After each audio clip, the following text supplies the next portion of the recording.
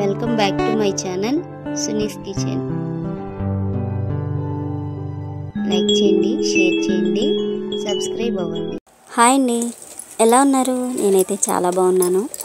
ఈరోజు మనం ఎండతో పని లేకుండా ఇంట్లో ఫ్యాన్ కిందనే వడియాలు ఎలా పెట్టానో మీకు చూపిస్తాను. చాలా టేస్టీగా ఉన్నాయండి.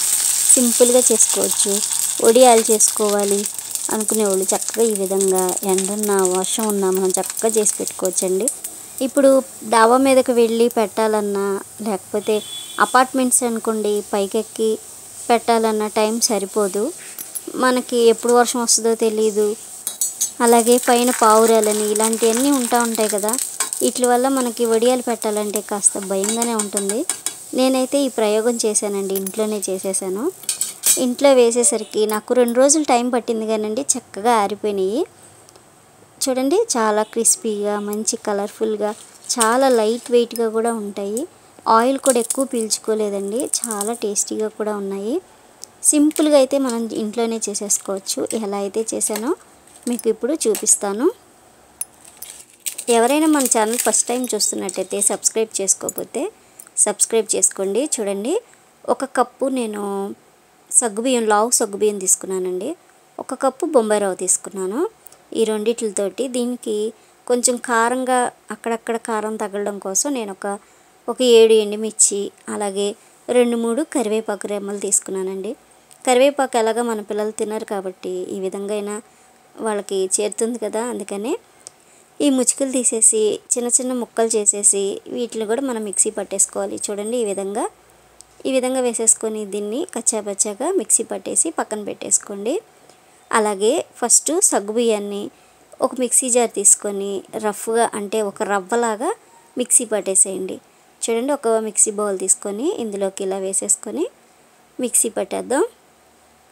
సింపుల్ అండి. మనం సగ్గుబియ్యం వడియాలు మనం పైన డాబా మీద పెట్టి ఇవన్నీ చేస్తాం కదా, అలాగే ఇంట్లో కూడా ఇలా చేసేసుకోవచ్చు. కొత్తగా చేయాలి అనుకున్న వాళ్ళు కూడా చేసుకోవచ్చు. చూడండి, ఈ విధంగా రవ్వలా చేసుకొని పక్కన పెట్టేసుకోండి. బొంబాయి రవ్వను కూడా ఒక 2 రౌండ్లు మిక్సీ పట్టేశాను. చూడండి, బొంబాయి రవ్వ కూడా వేసేస్తున్నాను మిక్సీ జార్లో. ఇందాక మనం మిక్సీ పట్టాం కదా, అదే మిక్సీ జార్లో బొంబాయి రవ్వ వేసి దీన్ని కూడా మిక్సీ పట్టేద్దాం. అలాగే ఇందాక మీకు చూపించాను కదా కరివేపాకు, ఎండుమిర్చి, అది కూడా ఈ విధంగా చేశానండి. ఒక 2-3 స్పూన్లు వచ్చింది. ఇది కూడా పక్కన పెట్టేసుకుందాం. ఇప్పుడు ఇది కూడా రవ్వ కూడా మిక్సీ పట్టేసి రెడీగా పెట్టేసుకున్నాం. ఒక పెద్ద గిన్నె పెట్టుకోండి.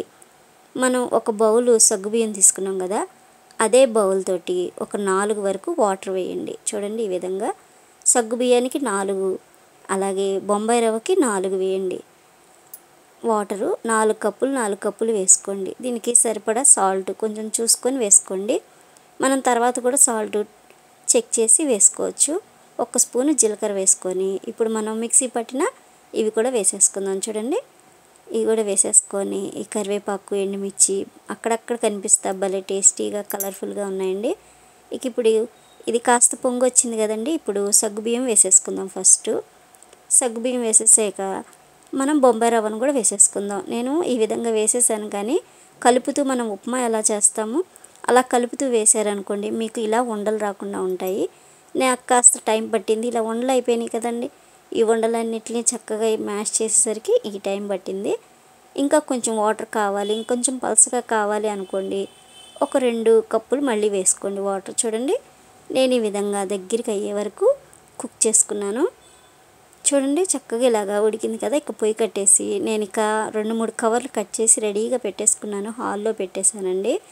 అంటే మనకి డీమార్ట్లోని 5 kgs కవర్స్ ఉంటాయి కదా, ఆ కవర్స్ని కట్ చేశానండి. ఇలా అడ్డంగా కట్ చేసి అవి వేసేసాను. చూడండి, ఈ విధంగా మళ్ళీ ప్రత్యేకించి కవర్లు, ఒకవేళ కాటన్ క్లాత్ మీద కానీ వేసామనుకోండి దానికి అతుక్కుపోతూ ఉంటాయి. కవర్ అయితే సేఫ్ కదా. ఇది కాస్త చల్లారనివ్వండి, వేడివేడిగా వేయకుండా చల్లారాలి. చల్లారిన తర్వాత వేసుకోండి. చూడండి, ఈ విధంగా వేడిగా వేసామనుకోండి కవర్ కూడా దానికి అతుక్కుపోతూ ఉంటుంది కదా, అందుకనే కాస్త చల్లారిన తర్వాత మనకి చేతికి అంటుకోవచ్చు అన్న వేడి ఉంటే సరిపోతుంది. చూడండి, ఈ విధంగా నేను పెట్టేశానండి. ఇలా పెట్టేసి ఒక్క రోజుకి చక్కగా ఊడొచ్చేసినాయండి. ఊడొచ్చేసినవన్నీ తీసేసి నేను ఒక 2 ప్లేట్లు తీసుకున్నాను.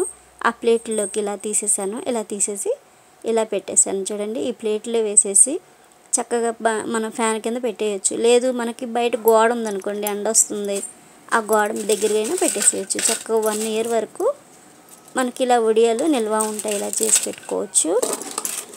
వడియాలు పెట్టుకోవాలి అనుకుంటే ఈ విధంగా కూడా పెట్టుకోవచ్చండి.